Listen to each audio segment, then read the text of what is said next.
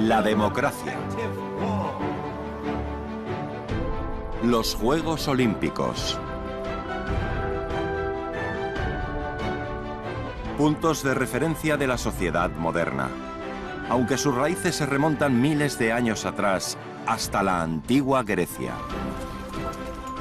Los romanos nos dejaron la legislatura moderna y una infraestructura sofisticada.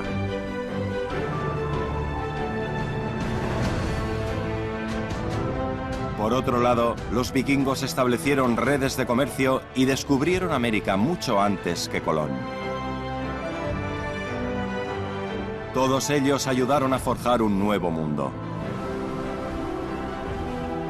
Los griegos, los romanos y los vikingos son los fundadores de la Europa moderna. Grandes civilizaciones, como los romanos, cambiaron el mundo.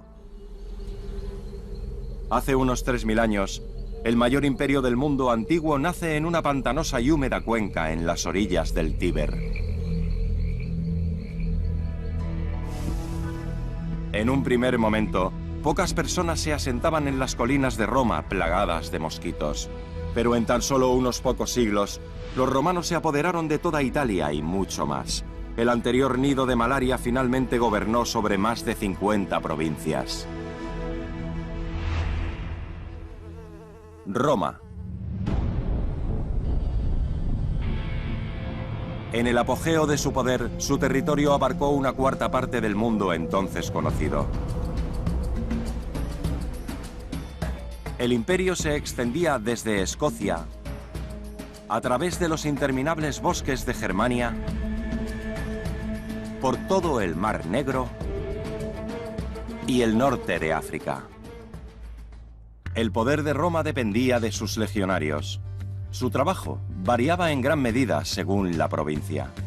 A lo largo del Rin, los soldados parecían más constructores que guerreros. Los fuertes fronterizos como el Limes fueron grandes zonas de construcción durante muchos años. Más al norte, los legionarios tenían que hacer frente al frío, así como a los ciudadanos violentos a quienes no les gustaba la presencia de intrusos. Algunos de ellos también asumían tareas administrativas en los nuevos territorios. Había trabajo para ellos en todo el imperio, pero la mayoría estaban posicionados en las zonas fronterizas. Había 28 legiones durante la época de los emperadores. Eso significa 170.000 hombres, más el mismo número en las tropas de apoyo.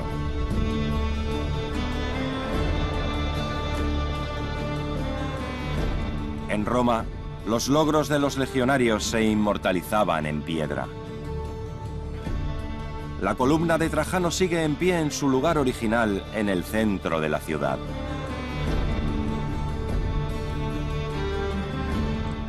Hay docenas de moldes de yeso del cenotafio triunfal en el Museo de la Civiltà Romana.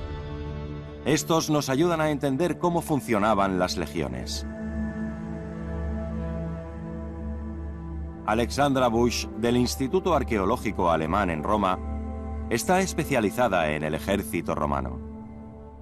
Esta es una escena en la que se muestran a los legionarios romanos durante la construcción de un campamento. Lo que es importante es que los soldados no estaban involucrados en la construcción de sus propios cuarteles, sino también en el desarrollo del territorio. Construyeron carreteras y puentes. Los legionarios no peleaban constantemente. De hecho, es posible que no vieran una batalla en años. Por el contrario, salían a patrullar, servían como mensajeros, regulaban el tránsito aduanero, y eso es exactamente lo que hacía tan atractivo el servicio en el ejército romano. Fueran donde fueran las legiones romanas, ellos construían rápidamente un fuerte. Ahí, lejos de casa, los soldados custodiaban las fronteras del imperio. Era raro que hubiera batallas, pero si llegaba el momento estarían muy bien preparados. Sus armas eran inmejorables. Sus lanzas se deslizaban más de 15 metros y penetraban cualquier blindaje. Si se sacaban, causaban al enemigo una fractura y los dejaban en desventaja. Las máquinas de artillería con muelles en tensión catapultaban piedras hasta 300 metros de altura. Y los romanos inventaron las minas terrestres. Los abrojos hacían imposible atravesar el campo de batalla. Cuando una legión se transfería o iba a la guerra, surgía un enorme desafío logístico.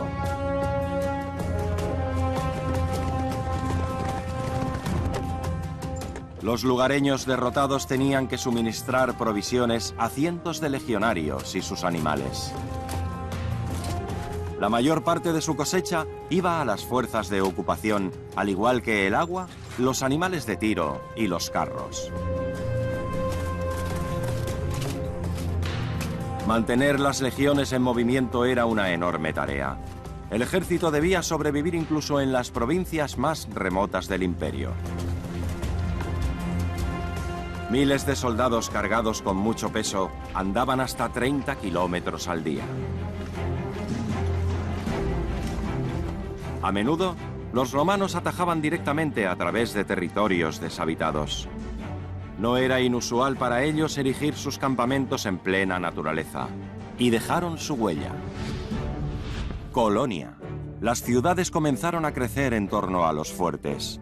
Muchas de ellas aún existen hoy. Colonia y la ciudad de Coblenza en el Rin fueron una vez pequeños fuertes militares. La capital del estado actual de Maguncia también puede remontar sus orígenes hasta los romanos, como Ratisbona en el Danubio. Y donde quiera que fueran, los soldados romanos trataban de reproducir la vida de la capital.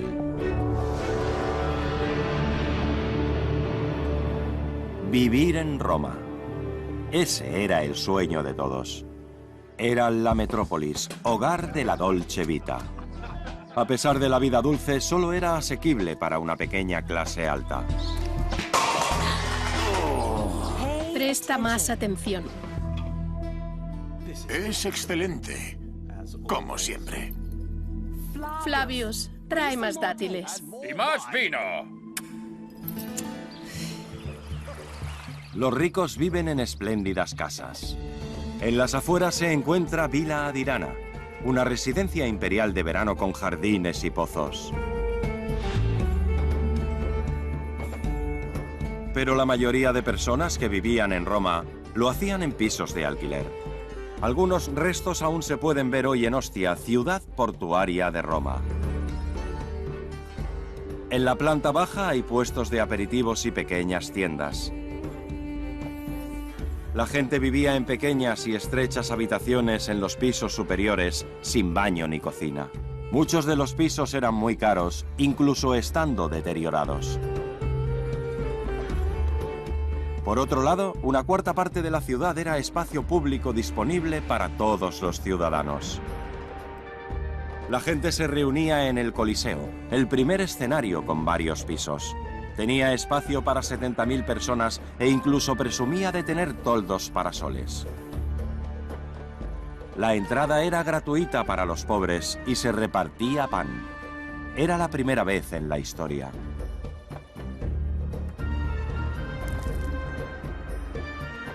Todos los días se celebraban juicios públicos en los foros. Cualquiera podía ir a verlos.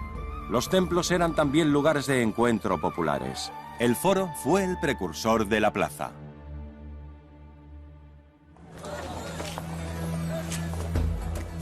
Era el lugar donde toda la sociedad romana se reunía.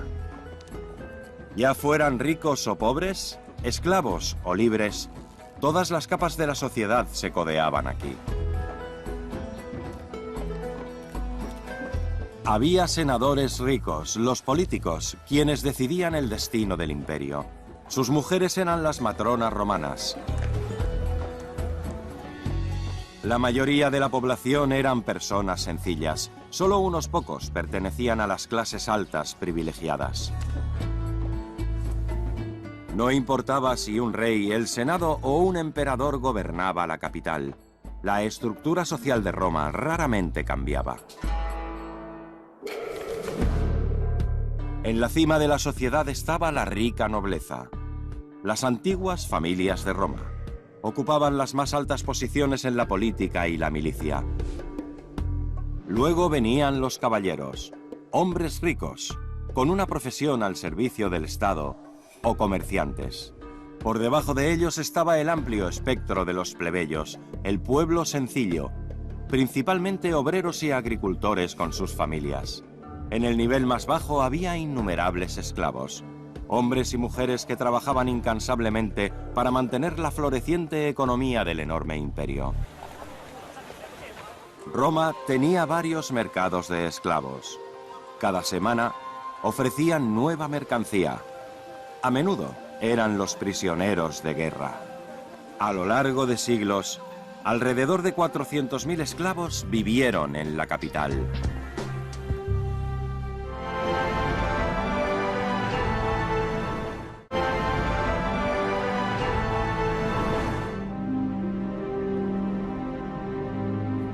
En la isla de Sicilia, en la provincia de Enna, se encuentra uno de los baños romanos mejor conservados de la antigüedad. La Villa Romana del Casale, una lujosa finca en el campo, ha sido considerada Patrimonio Mundial desde 1997. Estamos aquí en uno de los hornos de la villa. Los esclavos tenían que añadir leña constantemente. Así es como calentaban el agua y luego pasaba por estos conductos hasta los baños. El aire caliente fluía dentro de la villa, por debajo del suelo, y también en las tuberías a lo largo de las paredes, y calentaba todos los baños. Esta parte de la villa se conocería como Hamán, en el este. Aquí es donde cuidaban su higiene corporal, muy importante para los romanos. Eso es lo que mostraban los mosaicos. Esclavos que cuidaban de los baños. También había mujeres esclavas que se encargaban de las mujeres.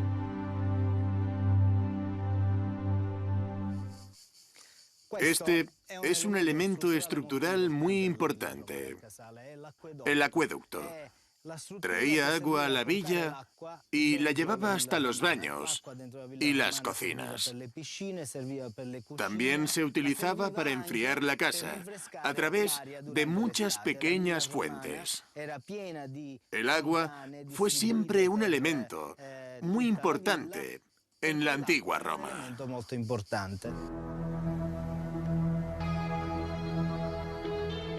Ingeniosos ingenieros de Roma inventaron el acueducto. Tuberías de agua monumentales, obras maestras de la construcción.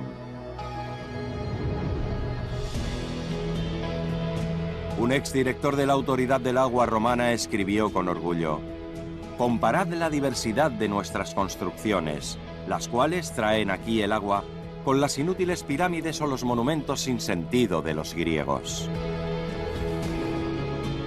Nada menos que 5 conductos de larga distancia llevaban agua a Roma. Cada día, 900 millones de litros de agua dulce llegaban a la ciudad. Eso hace una media de 400 litros de agua por persona al día. El agua dulce se guardaba en embalses y a partir de ahí, tuberías de presión lo llevaban hasta pilas distribuidoras en el centro. Había letrinas por toda la ciudad, donde a todo el mundo le gustaba hablar de asuntos privados y de negocios. La ciudad tenía varios baños grandes. Más de 1000 fuentes y pozos eran alimentados constantemente con agua potable. La creencia de sanum per aquam, que significa salud a través del agua, se generalizó.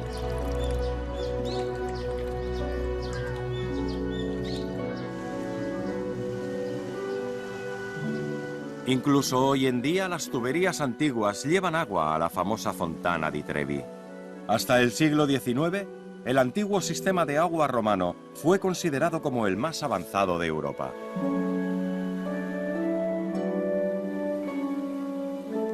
Hoy en día, la idea de conducir el agua hasta las ciudades se ha extendido hasta el otro lado del mundo.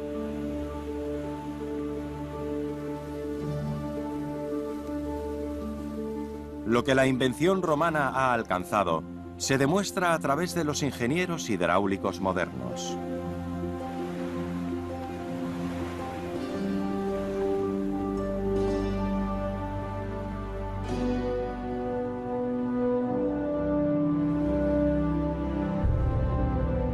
Pero la vida acomodada en la antigua Roma solo era posible porque había políticos que trabajaban duro.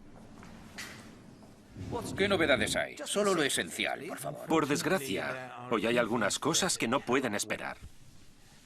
Las listas de votación para las próximas elecciones son probablemente lo más importante. También hay unas cuantas nuevas peticiones que están especialmente dirigidas a usted. Sí, sí.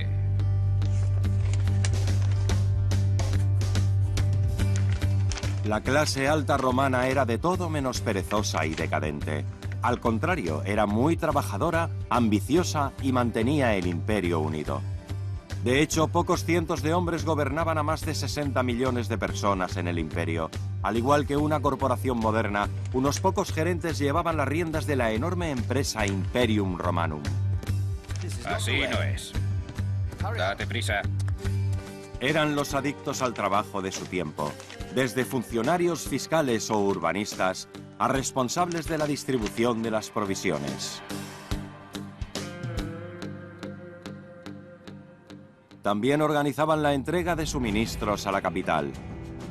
El vino y el aceite llegaban en ánforas principalmente desde Hispania.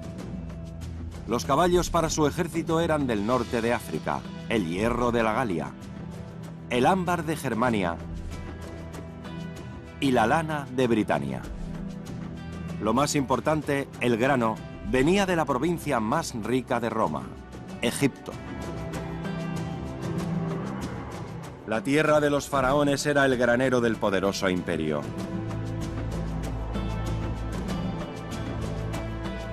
Los egipcios habían cultivado cereales en las orillas del Nilo desde hacía miles de años.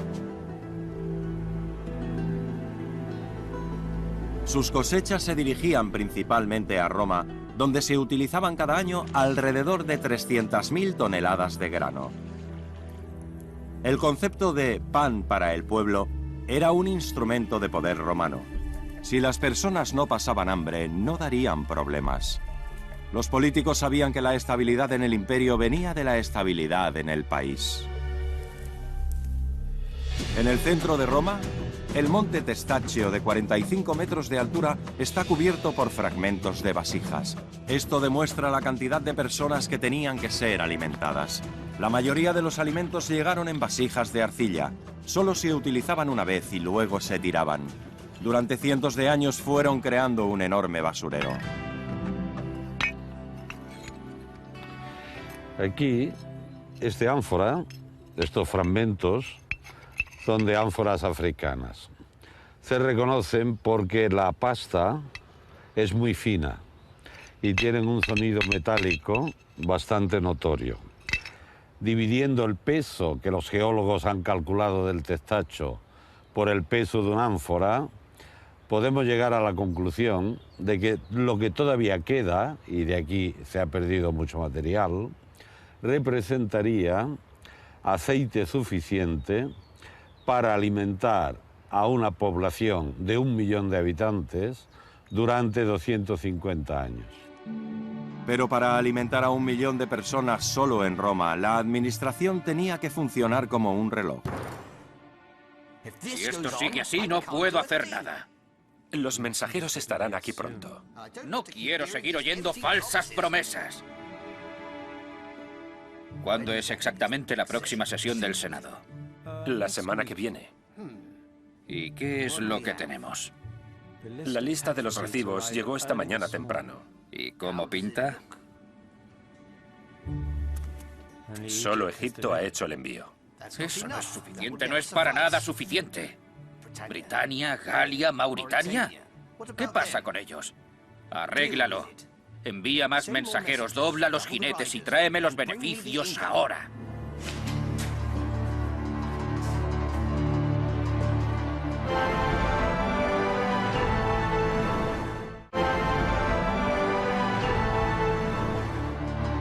Gobernar el imperio no hubiera sido posible sin las elaboradas redes de caminos. Las rutas de transporte se construyeron en todas partes, generalmente por los legionarios.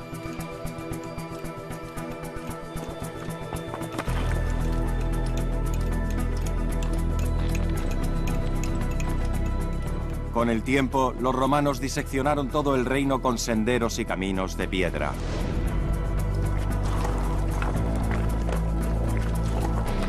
La red llegaba desde la capital hasta las fronteras más lejanas, a través de los bosques y las tierras vírgenes, pasando por fuertes de legionarios, pueblos y ciudades.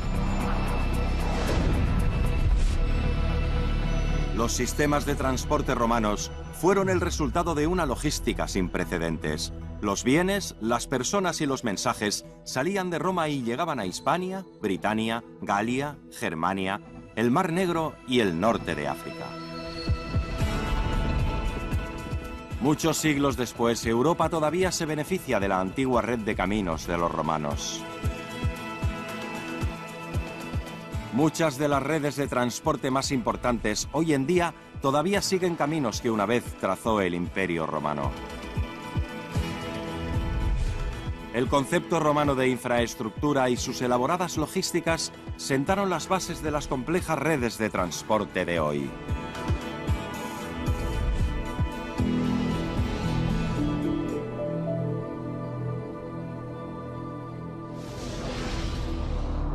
Roma también invertía en entretenimiento. Las arenas se construyeron por todo el imperio, incluyendo el poderoso Coliseo, donde regularmente había luchas de gladiadores, las cuales eran muy populares.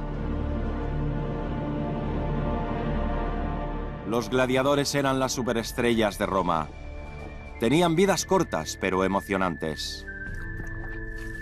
Estaban bien cuidados en la escuela de gladiadores, recibían masajes con regularidad y tenían los mejores médicos.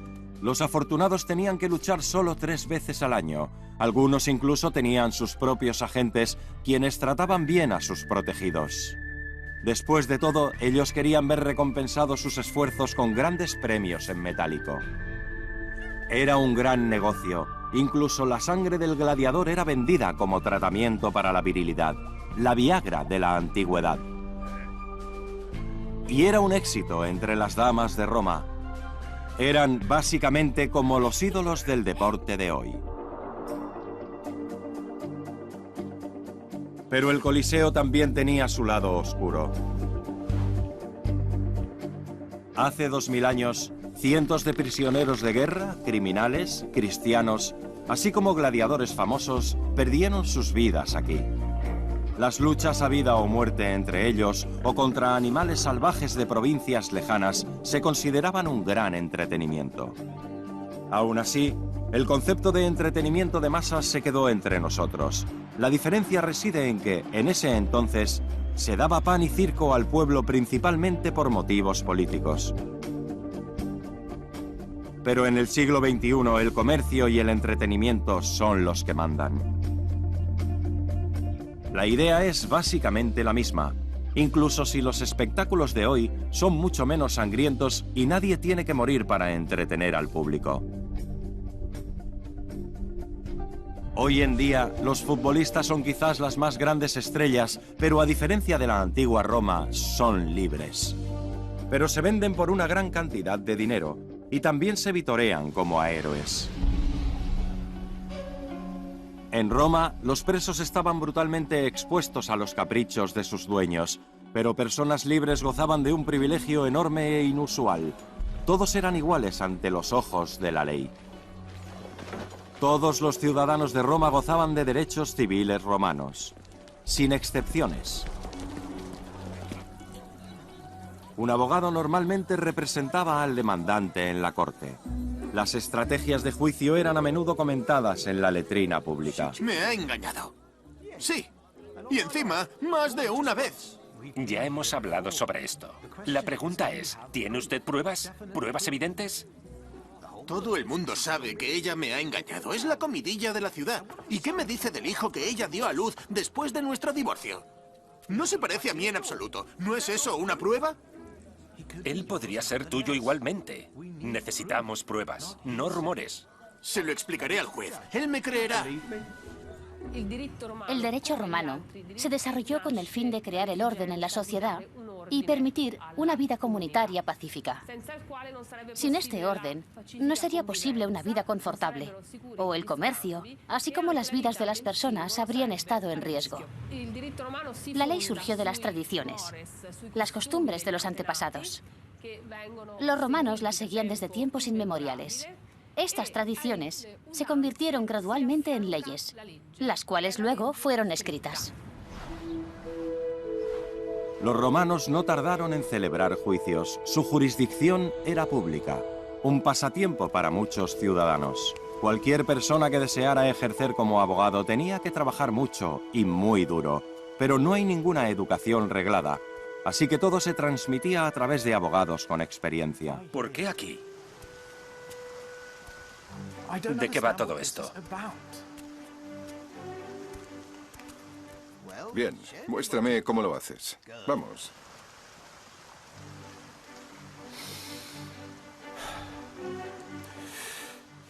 ¡Romanos! No, la postura. Saca pecho. Otra vez.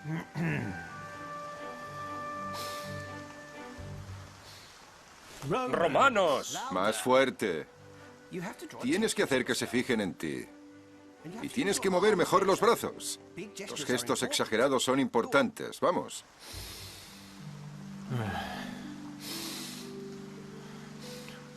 ¡Romanos! ¡Silencio ahí abajo! Con el fin de dar intensos discursos frente a innumerables espectadores, ejercitaban la voz y la retórica se estudiaba meticulosamente. Bueno, está bien, aunque tienes mucho que aprender. Cicerón también comenzó desde abajo. Lo importante es practicar todos los días. Hazme caso. Vamos. Para los futuros abogados, los discursos de Cicerón son considerados una lectura obligatoria. Cicerón es posiblemente el más famoso orador romano. Él es el modelo a seguir de las generaciones de abogados, porque el éxito en la corte depende de una brillante retórica. Los juicios en la antigua Roma eran similares a hoy. Inicialmente, el demandante presentaba su caso. Luego se deliberaba en presencia de los acusados. El juicio se realizaba a través de los miembros del jurado. Tenían pequeñas tablas con las letras A, absolvo, para una absolución, y C, condemno, para una condena. Las sentencias iban desde multas monetarias al exilio e incluso la muerte en la arena. Si el voto se divide, el principio indubio pro reo, lo que significa, en caso de duda, se falla a favor del acusado. Había dos tipos de juicios. Por un lado está el juicio público. Por ejemplo, en caso de asesinato. Aquí la sociedad condenaba a los culpables. Eran los propios ciudadanos los que se congregaban en un foro y sentenciaban al asesino. Pero cuando se violaban los derechos de un ciudadano, por ejemplo, a causa de un robo, el mismo perjudicado tenía que apelar directamente al juez y exponer su versión del caso ante el tribunal.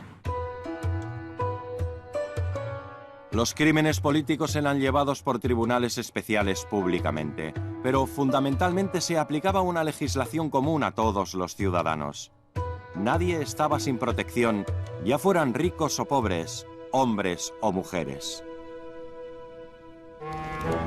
Las mujeres de la antigua Roma tenían más libertades que las de la antigua Grecia. Puede que no tuvieran poder político, pero sí tenían derechos civiles. ¿Su señoría?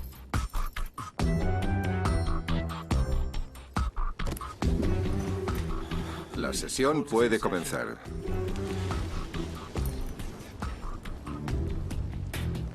Estamos divorciados de acuerdo a la ley y se niega a pagar mi dote. Su señoría, esa ley no se aplica en caso de adulterio. Un momento. Si se aplican o no las leyes es asunto mío. Su señoría, ella ha tenido un hijo que no se parece en nada a él. Eso pasa a veces. Pero en este caso, El chico tiene los ojos azules y es pelirrojo. Queríamos que lo trajera, pero se ha negado. Tiene algo que esconder. Pues claro que no. El niño es tuyo. Este hombre solo quiere mi dinero. Has manchado mi reputación. Por eso el dinero es mío. ¿Puedes demostrarlo? Exacto. Sin pruebas no hay nada. tenemos dos testigos. ¿Y dónde están esos testigos? Se niegan a testificar, pero no por mucho tiempo. Da igual lo que digan, conseguiré mi dinero. Ahora debo irme, tengo cosas que hacer. Adiós. Las mujeres romanas tenían más derechos y más libertades que las mujeres de la antigua Grecia, pero dentro de ciertos límites. Tenían derechos civiles, pero no poder político. Tampoco tenían derecho a comerciar. Ellas podían poseer un pedazo de tierra, pero no podían comprarla o venderla. Eso le correspondía a su tutor legal, su padre. Tan pronto como el padre de familia moría, la hija era más autosuficiente. Por ejemplo, podía divorciarse. Pero a diferencia de los hijos, quienes eran liberados de la tutela de su padre y podían emanciparse y convertirse en cabezas de familia, la mujer siempre tenía que responder ante un tutor legal. El derecho romano se convirtió en una de las exportaciones más importantes del imperio. Ningún otro sistema judicial ha tenido tanta influencia en los sistemas posteriores. Incluso hoy en día los estudiantes de Derecho tienen que estudiar Derecho romano, ya que todavía constituye el marco de orden estatal y legal en la Europa moderna. La ley que sigue el antiguo modelo romano se extiende mucho más allá de las fronteras europeas. La Carta de las Naciones Unidas en Nueva York también se basa en estos antiguos principios.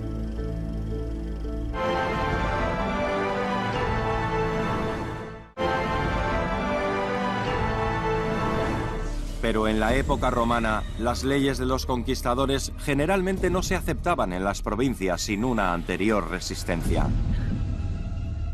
El hecho de que los romanos pusieran sus leyes por encima de las locales era considerado como una provocación.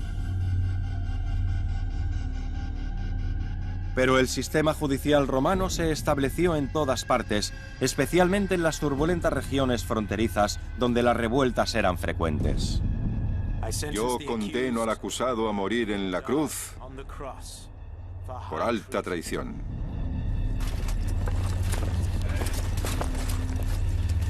Los pueblos conquistados en el norte del imperio eran especialmente rebeldes, pero no estaban solos. Los adversarios más peligrosos de los legionarios eran los partos, en lo que hoy se conoce como Irán. Los pictos de la actual Escocia constantemente asaltaban la provincia de Britania. En el norte de África, los bereberes hacían la vida difícil al ejército romano. Pero más temidos eran los germanos. Comenzaban una guerra por cualquier motivo. Los germanos vivían en fríos bosques, casi infinitos, descritos por un romano de la época como una tierra salvaje aterradora.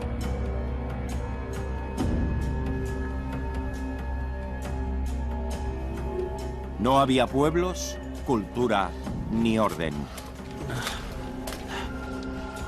Era un mundo extraño para los romanos y les aterrorizaba.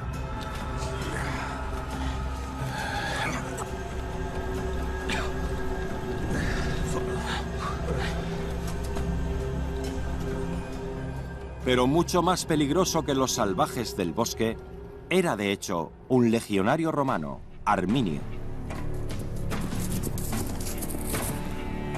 Un alemán llevado a Roma cuando era niño. Aprendió a hablar latín con fluidez y lo sabía todo sobre armas romanas. Incluso se convierte en un oficial romano a cargo de numerosas tropas auxiliares en la guerra contra Germania.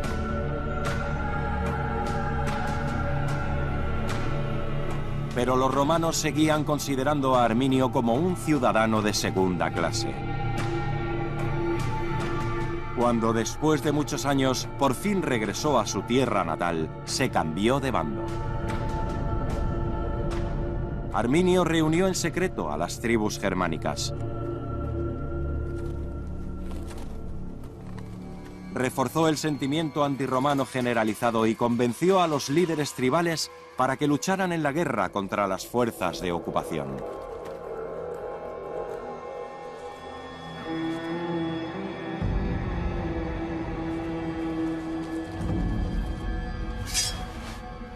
He luchado a su lado en Panonia, y sus legiones avanzan ordenadas por rangos y entran con tal fuerza que seríamos destruidos en un ataque sorpresa. Entonces les atacaremos sobre la marcha. Sus columnas se extienden a través de millas de llanura como serpientes. Pero Varo avanza con 3 legiones. Eso equivale a casi 20.000 hombres. Somos inferiores a ellos. No podemos atacarles por todas partes al mismo tiempo. Es inútil. Pero temen nuestros bosques. Arminio y sus nuevos aliados atrajeron a los romanos a una emboscada cuidadosamente planeada. Los soldados cayeron en la trampa y los germanos realizaron el ataque.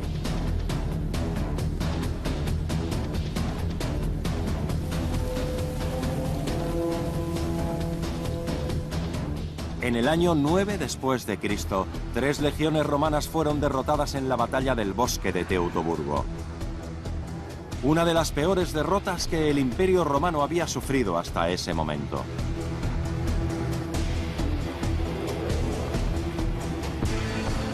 Arminio fue declarado un héroe germano. Fue visto como el liberador de Germania.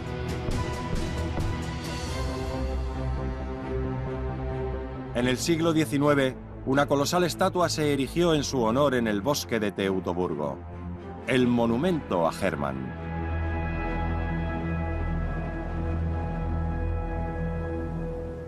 Después de esta costosa derrota, los romanos tuvieron que retirarse de una vez por todas. El Rin se convirtió en una frontera segura. Y como método de protección contra los salvajes, Roma construye los limes, la fortificación más poderosa de su tiempo. Serpentea a través de la Alemania actual a lo largo de 550 kilómetros. Los gobernantes romanos renunciaron a conquistar toda Germania.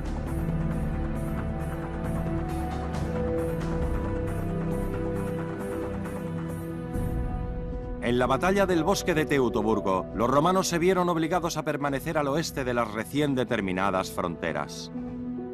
Las áreas al este quedaron libres. Ahí es donde vivían las tribus germánicas.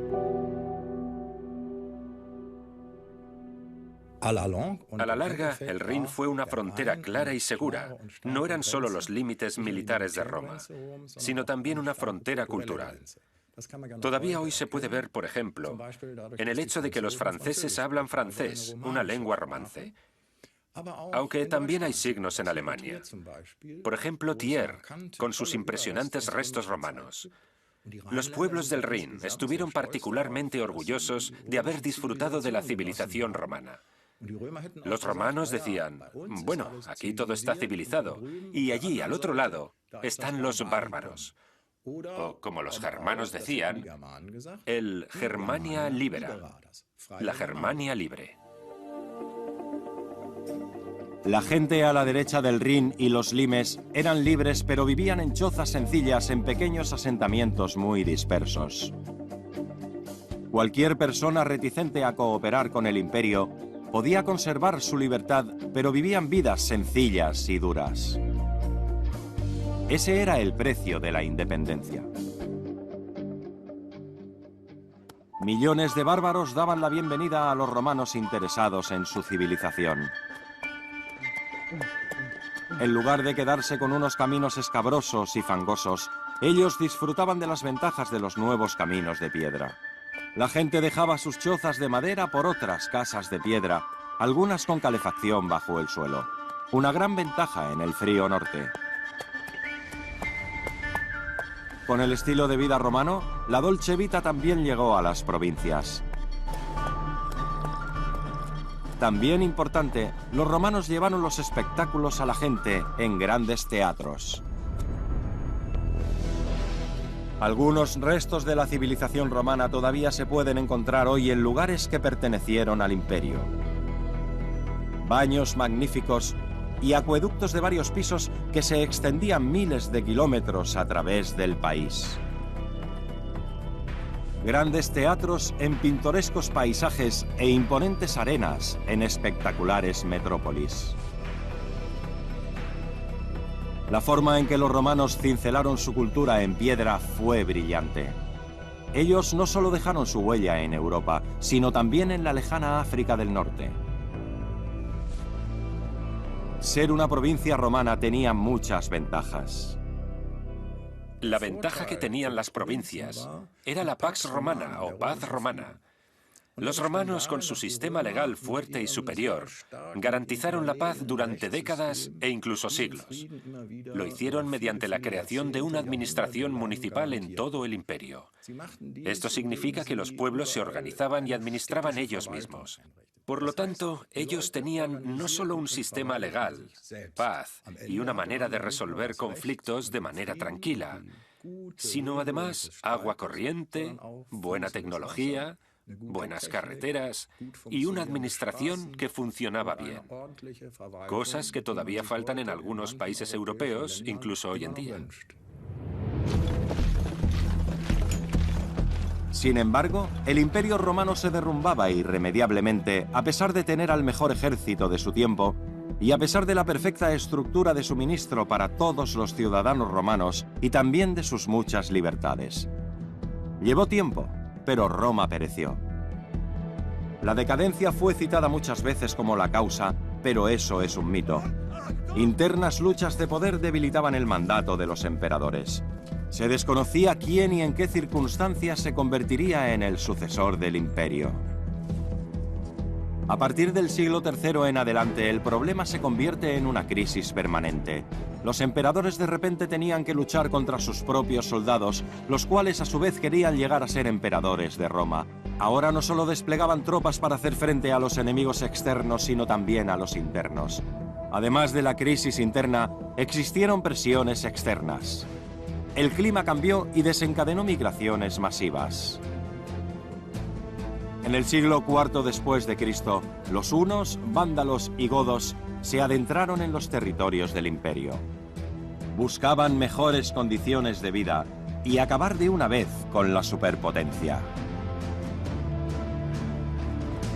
En el siglo V después de Cristo, el Imperio Romano dejó de existir. Pero su legado fue enorme.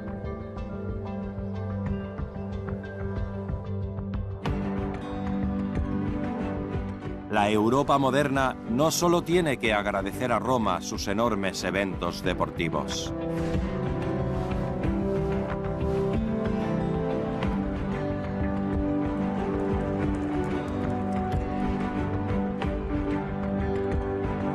La idea de organizar a la sociedad a través de una infraestructura eficaz también se remonta a los antiguos romanos.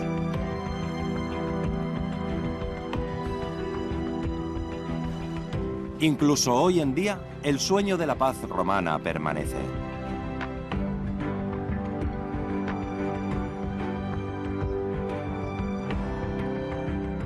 Nuestro concepto de la ley y el orden también se debe a los romanos y está presente incluso en la Corte Internacional de Justicia. Y no menos importante, hubo un emperador romano que favoreció el cristianismo como religión oficial. Su instauración como la religión mundial se estableció en Roma.